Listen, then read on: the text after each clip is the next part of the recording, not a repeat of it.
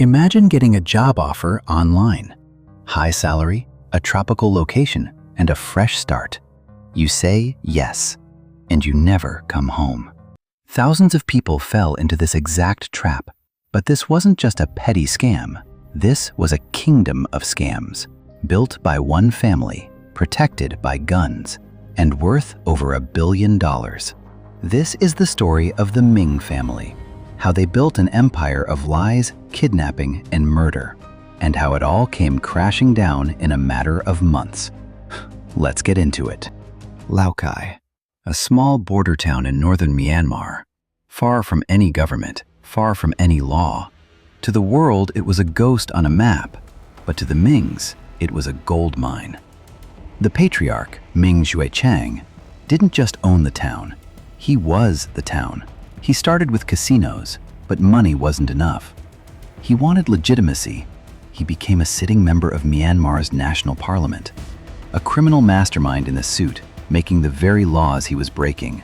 This gave him the ultimate shield, sovereignty. By the mid-2000s, the Mings pivoted. Casinos were too slow. They discovered something far more profitable: online scams. They perfected a technique called pig butchering. Here's how it works. A stranger messages you. They are charming. They are wealthy. They spend months fattening you with trust.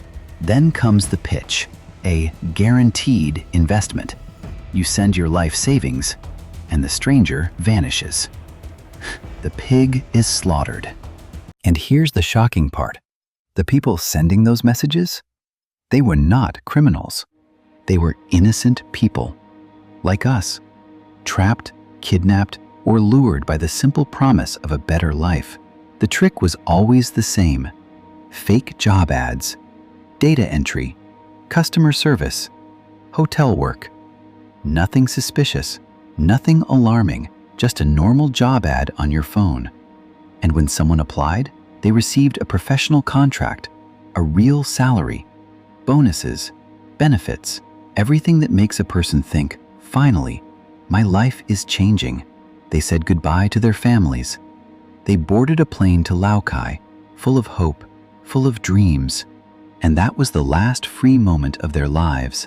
Their passports were seized, their phones were smashed, and they were given one simple instruction: work or bleed.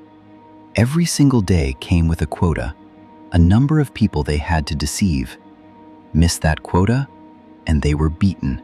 Electric prods, cables, fists, and if they tried to run, they were hunted down, dragged back. Some were sold to other compounds like livestock. Others were made an example of, in front of everyone, so that nobody else would ever dare try. The only way out of those walls was in a body bag. For years, the Ming family was untouchable, protected by geography, money, and power. But on October 20th, 2023, they made a fatal mistake. At one of their most notorious compounds, a place locals called the Crouching Tiger Villa, dozens of captives made a desperate run for the gates. The guards didn't warn them, they didn't chase them, they opened fire. Reports suggest up to 80 people were killed that day. But buried among the dead were 4 undercover Chinese police officers. Rumors swirled that they weren't just shot, that they were buried alive. China heard, and the silence was over. The Mings hadn't just broken the law, they had declared war on a superpower. And that was a war they were never going to win. Things changed fast. Late 2023, rebel groups began Operation 1027, an attack on Myanmar's government forces. They reached Laukkai. The Ming family realized their political friends had abandoned them. To the rebels, they were no longer useful. They were obstacles. No discussions, no second chances. Ming Xuechang, the leader, the politician, who thought he was untouchable, never faced a judge. But his family? Son Ming Guoping, granddaughter Ming Zhenjian? Their story was different.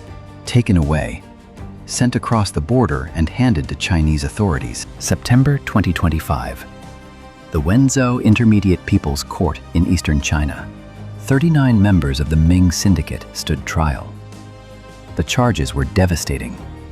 Killing innocent people, holding workers against their will, running forced labor camps. The court ruled they were directly responsible for at least 14 Chinese deaths and the suffering of thousands more lives. For 11 of the most responsible who were also family, there would be no mercy. The sentence? Death. The Ming family is finished.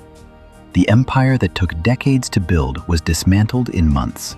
But as the smoke clears in Laukkai, a chilling reality remains. The scam industry is bigger than ever. $64 billion a year, worldwide.